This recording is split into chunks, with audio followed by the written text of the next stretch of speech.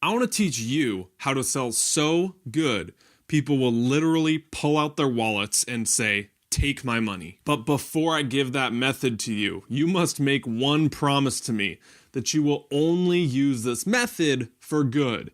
I will not manipulate. If you can't promise that, aka you're a sociopath, do not watch this video. I'm willing to bet at some point in your life you've had to sell something. Maybe this is a physical product, maybe it's yourself during a job interview, maybe it's persuasive speaking and you're selling your ideas.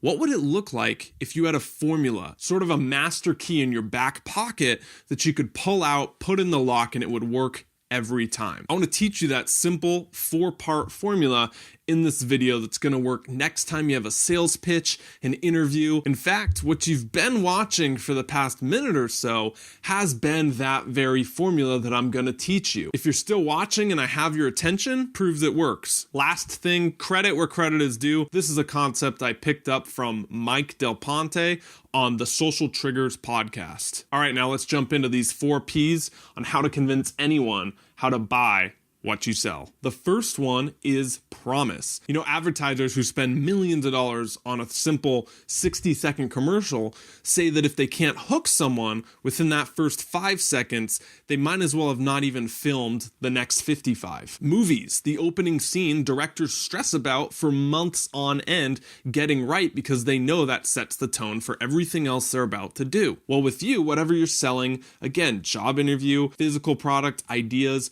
set the tone with that first one sentence. This is called the promise. It's a short, punchy little one-liner. My example in this video.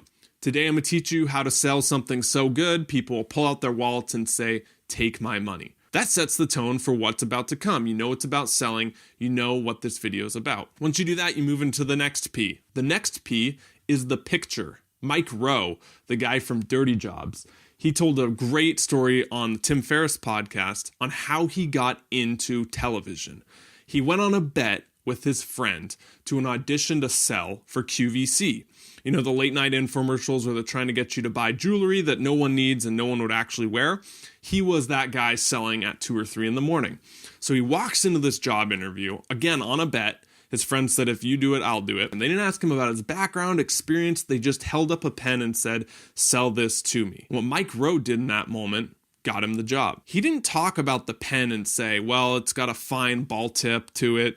It doesn't smudge when you write. He went after the emotions. He said, I want you to imagine you just closed a business deal. Everything went as planned. It took you 2 months. You're ready to sign. You reach into your pocket and you pull out a ball tip pen that's chewed on and cost you 4 cents.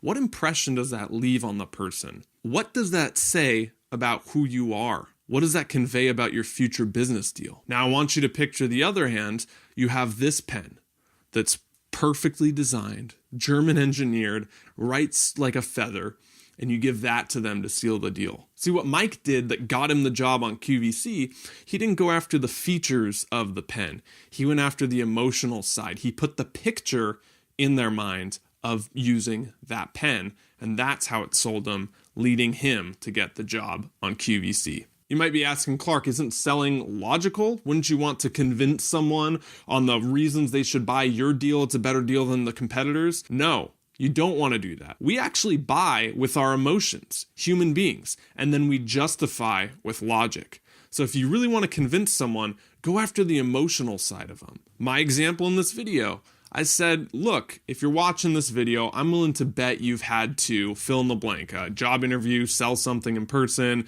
convince people of your ideas. Okay, so you see, I'm planting the picture in your mind of a time where you had to actually sell something to relate to your emotional side to make you watch this more. The next P is proof. I heard a great story. I think it's Andrew Stone from Pixar was giving in his TED Talk. He said he had a graphics arts teacher early on in his college career. The first day of class, he storms in, he writes on the board, apple, and then he draws a picture of an apple.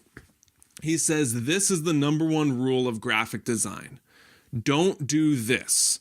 And he had the 2 sitting there. And then he took a piece of paper and he covered the apple. He said, do this, but don't do this. Both together. In other words, he said, look, show me, don't tell me. The proof, we can get up and talk about how great our company is, or how great we are as entrepreneurs, or how great we are in a job interview.